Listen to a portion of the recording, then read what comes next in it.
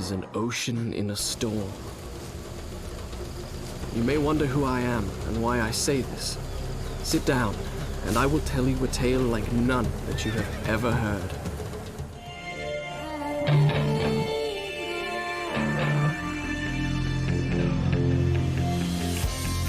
The Prince of Persia was really born as a 40-pixel high silhouette. You know, he was running and jumping and dodging traps before I knew what his name was or what his story was.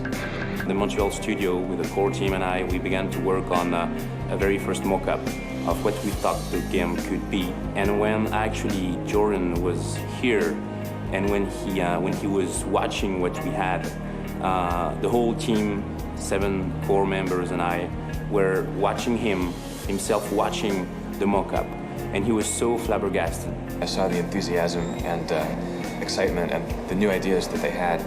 I was convinced that they were really going to do something good, and I also knew that this was a project that I wanted to be a part of. It's the story of a prince who tried to save the day after having himself brought chaos into a huge palace. His elf is an adventure by a young, mysterious princess and a magical dagger, but a villain Vizier is after them.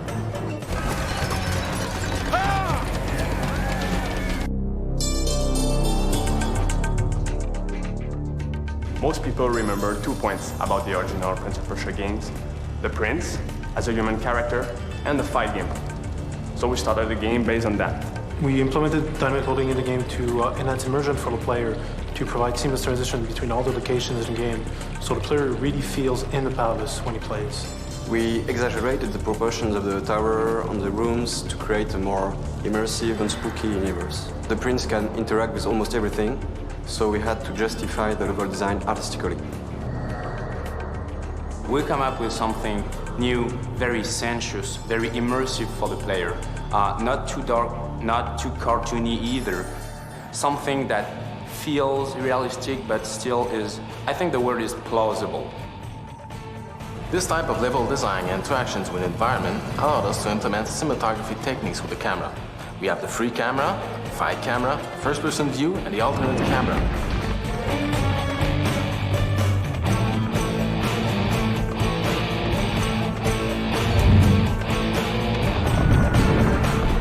The sense of time is the main evil entity in the game that transforms the human into sand creature. For this creature, we wanted to have an organic and evil feeling mixing whispery voices and avoid Living Dead type sounds. We worked with Dane Tracks, who created most of our sound effects. All the rest was done here in Montreal. The music style had to fit the Persian look without being Persian music. We selected a mix between rock and Middle Eastern rhythm and melody with an Indian flair. We worked with composer Stuart Chatwood, who was also part of the band Tea Party. He used different instruments like an Indian tabla ensemble, some vocalists, and some string to create the diverse music we can find in the game.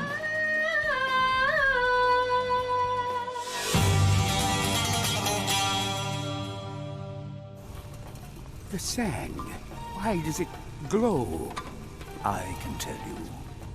Inside the hourglass is a marvel that no living man has seen.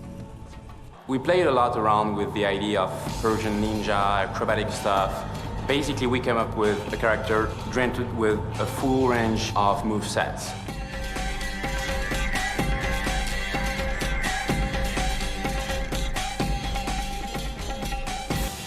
In animating, we use different principles, but the two most important were like strong posing to vehiculate like clearly what the character is doing, and also follow through, which is the way the animation ends and the way we stagger the end of the movement through the different part of the body. First, we start off by working the design of character on doing a paper sketch. Once we got a good design, we move on to 3D creating the skeleton. On top of that, we layer the polygon mesh and texture. And once we got a satisfying result, we let it age to see if it passed the test of time.